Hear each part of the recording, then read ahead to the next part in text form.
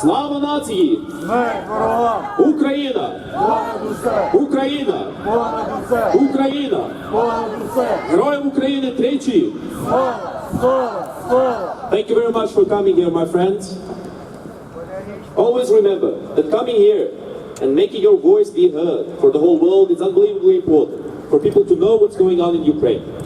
But before we go any further, we're going to start this rally as we always do with the Ukrainian anthem.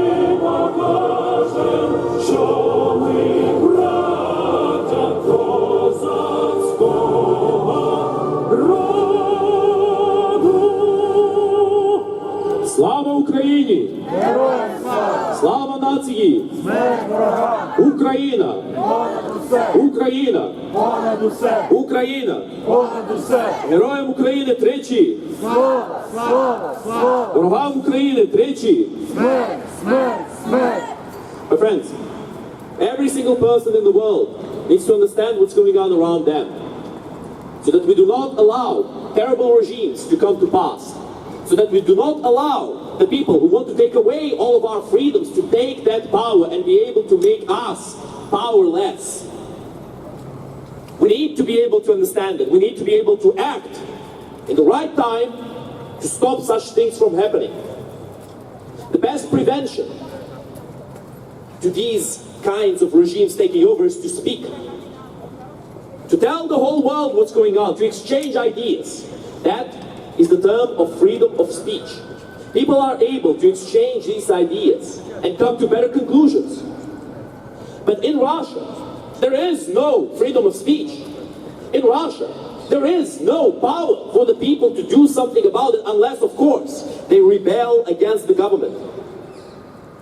And at long last, they are starting to show signs of rebellion. At long last. Should have happened long ago.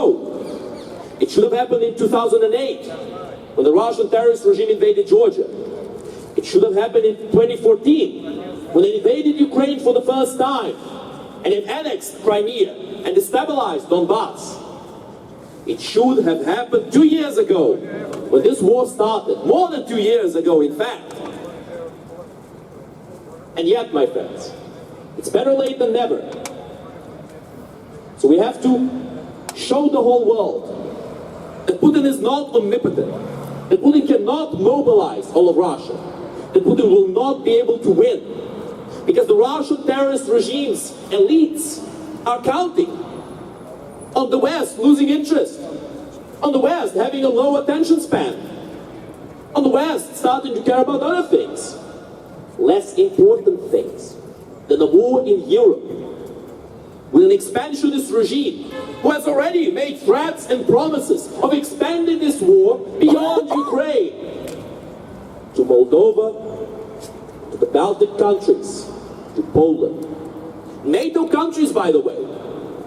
Poland and the Baltic countries, that is. All of them, NATO countries.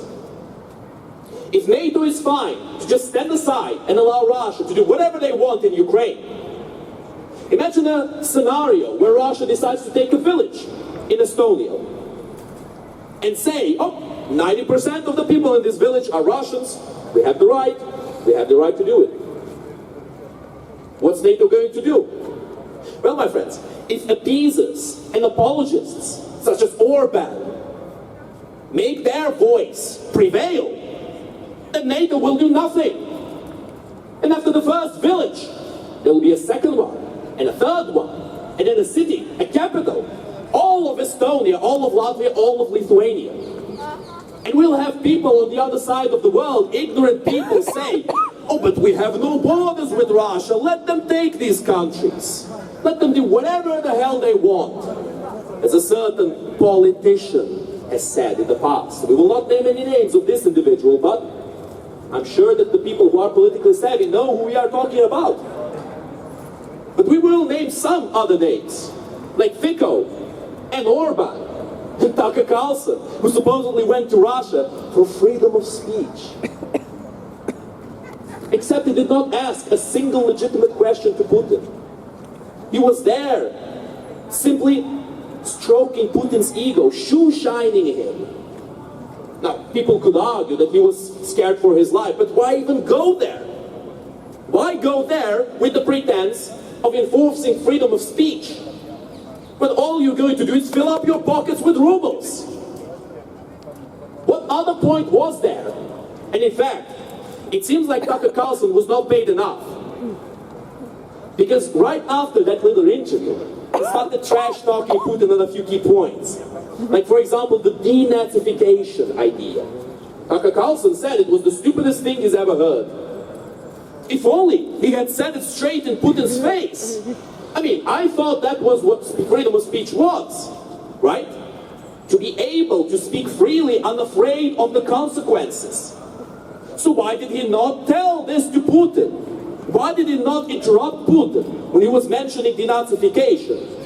Why did he not tell him, look, Mr. Putin, this is the stupidest thing I've ever heard? Now that would have made a scoop. It would have been very interesting to see that on our television, right? Or on the computer these days. But my friends, we must not trust these individuals. They're not fighting for freedom of speech. They're not fighting for conservatism. Tucker Carlson, the conservative. Laughable. These individuals who claim that Russia needs to be left alone, that Ukraine is a step too far, oh, that evil NATO expansion, oh, how dare they. NATO is a voluntary organization.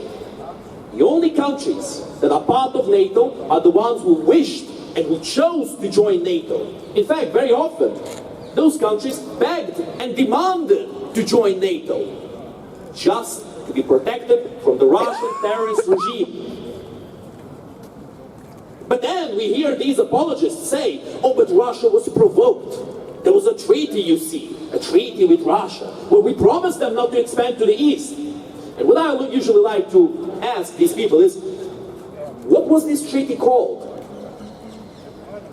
They never know the answer, because there was none. It never happened. Complete revisionist history. Even Mikhail Gorbachev, the man who ended the Soviet Union, their last dictator, who was in these discussions with the West about the expansion of NATO, about the Warsaw Pact, about the Soviet Union, he was interviewed himself, and he said that no one was cheated. The West promised not to expand into Soviet lands. The Soviet Union was no more. The Warsaw Pact was no more. Russia, in fact, this is the best part. Russia has accepted the sovereignty of all of those states who decided to join NATO. I guess somebody forgot what sovereignty truly means. My friends, sovereignty means you have a choice. You have a choice in terms of what you're going to do. And that choice does not entail crawling to Russia on your knees and begging them, can we pretty please join NATO? Can we pretty please join the EU? No!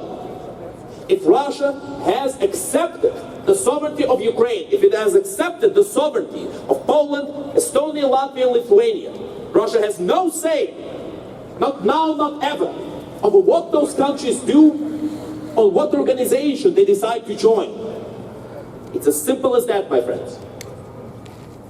All of the rest is mere distractions used by these Russophiles and by these apologists to try to excuse Russian aggression against Ukraine. But we need to know the truth. We need to know it so that we can tell it to everyone. And we can speak to the whole world.